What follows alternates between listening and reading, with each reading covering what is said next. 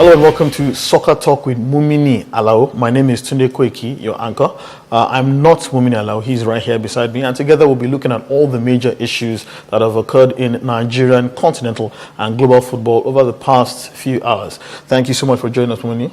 Thank you very much, Tunde. Yeah, for those who don't know him, he's the Group Managing Director of Complete Communications, who are the publishers of Nigeria's largest and #1 sports paper, that's Complete Sports, and is also a, nationally renowned journalist. So you're in the presence of someone who knows quite a lot about Nigerian football. Let's take a look at some of the issues that have broken in, the football scene pretty recently. We'll start with the issue of Rivers United. They are the only Nigerian team to make it through to the group stage of any CAF competition this year. The likes of Wiki Tories, Rangers International have all fallen by the wayside. And Rivers United made it through. And it continues a long litany of Nigerian club sides who continue to struggle on the continent. And I'm wondering why. Why are you wondering today?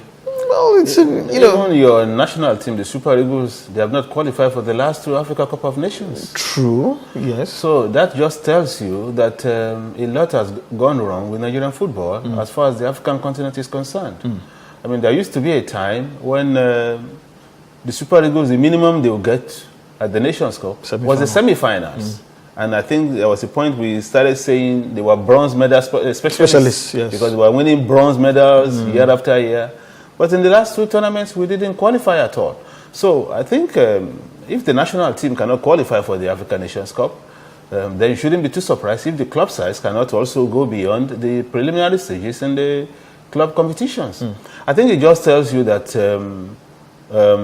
calling Nigeria Africa's football superpower is continuing to be like an albatross? Self-glorification that we cannot justify. But coming back to the club side specifically, I think we really have to salute Rivers United. And for me, I think the fact that the Rivers State government, which sponsors the team, have decided to merge Sharks Football Club and Dolphins Football Club, it has paid off. Okay, because this is just their second season in existence. Exactly. Their first season together, they finished second on the league, and now they have qualified for the knockout stages of the championship on the continent. So I think there's a lot to be taken away from Rivers United. What has the government done rightly? And I think also they took a lot of lessons from their experience in the first round of the CAF Champions League. Yes. When they were knocked out by the club from Sudan. America from Sudan. They won 3-0 here. Everybody thought they were all home and dry. And only to lose 4-0 away. Absolutely. So I think that was a good lesson for them, which they used when they got into the CAF Confederations Cup. So and I think if you go by that example, it means our club sides, for Rangers, for example, it was their first time on the continent in 32 years. Well, they actually were on the continent. Okay, I'm talking about the CAF Champions League. Okay, because they've not won the league for that long. Yes. So they didn't play at that level of competition for that long. Okay, and then they had a lot of crises, promises made to the team that were not fulfilled, and then the players were not happy. The coach was not happy. A lot of things went wrong with Rangers, and to be honest, it would have been surprising if they are qualified for the final for the group phase of the So I think the lesson is, look, our clubs need to do their homework very well before they go to the continent. Interestingly, Rivers United were the only team who went on a playing tour to Spain. Maybe that might have played in their favor.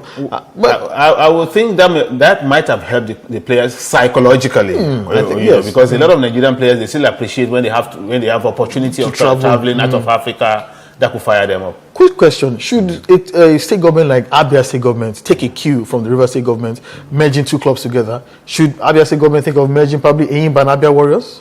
Why not? Why not if that's the way they have to go? Because there's no point keeping 2 club sides when you can't take good care of both club sides. Even the FIFA statute actually says that you cannot own 2 clubs in the same competition. In the same competition, exactly. But of course, I know Abia State, they will have the explanation. They will tell you they are trying to spread. They want to make sure that they get to all the local governments or all the senatorial districts. But for God's sake, then you must have the funding to finance the 2 clubs adequately.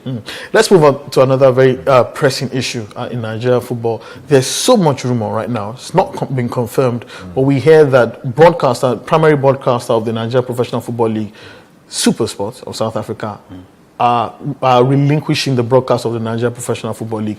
A lot has been said about this. The doomsday, the doomsday prophets are already out saying that it is the end of domestic football as we know it in Nigeria. So much good. What are the possible ramifications of this? Or let's even start by why would they even do this? Well, why would they do this? I would think it will be down to economics. Okay, we all know what has been happening in Nigeria in the last 2 years. Okay, we've had the recession, yes, a lot of inflation, yes, forex scarcity, you know, and for God's sake, we know that SuperSport they pay a lot of money to buy the rights, you know, for some of the channels that we get to see on their bouquet. The Champions League, Champions League, and even the news channels as well. Okay, and these rights don't come cheap. No. Okay, and they need forex to buy this rights, and meanwhile, their subscription is, you know, we pay in naira. We pay in naira, and then they cannot convert this naira quickly to forex to buy the. So and if we've increased the subscription, a lot of Nigerians will go up in arms. Absolutely, a lot of people are complaining. And besides, even before you talk about increasing the subscription, how many people actually have the satellite box at home? A lot of people watch their football at the viewing centers. I think I got a statistic recently that actually 52% of the SuperSport audience watch at viewing centers. That is more than half. More than half. Okay, so it's not everybody that actually pays the subscription, you know, like you would like to think. So from the economics, it was always going to be difficult for them to sustain, you know, their model. I even hear that even their home country too, they're also facing some economic issues. Yes, there as because also in South Africa there are economic, you know, challenges in the country. The value of the rand has gone down tremendously. Okay, and besides, how many people in South Africa? Not up to 50 million people. Nigeria has more than 100 million people. So they are looking at Nigeria actually as a bigger source of revenue for their operations. And it's not coming through. And I think that's now what has led to this rumor that you talked about.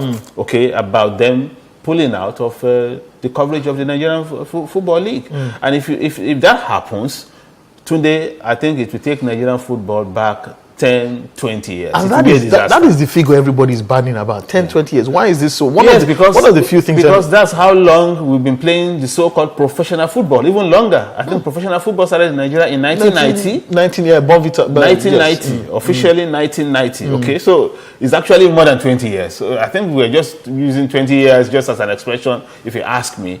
Otherwise, it's going to take our football even back longer than that. Okay, because all over the world, football and TV, they are Siamese twins. They go together. And the reason our league had all this problem, all this was because it was not regularly on TV. Okay, so since SuperSport came and they put Nigerian football on TV, definitely the followership has increased. Even apart from their own right fees, more sponsors are getting interested because that way they get to see their brands at home. How many people will go into a stadium? The biggest stadium in Nigerian league, to my knowledge, cannot take more than 25,000-30,000 people. Is that what a sponsor is looking for? No. Certainly not. Some people are saying that, you know, I mean, Nigerian football is already on TV and clubs are accused of buying referees, intimidating fans and players.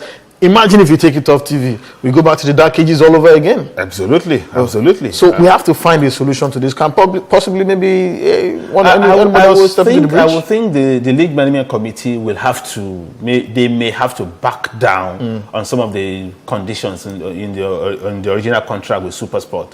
Okay, maybe for instance, if the original contract was denominated in dollars, they may have to say, okay, we'll take the naira.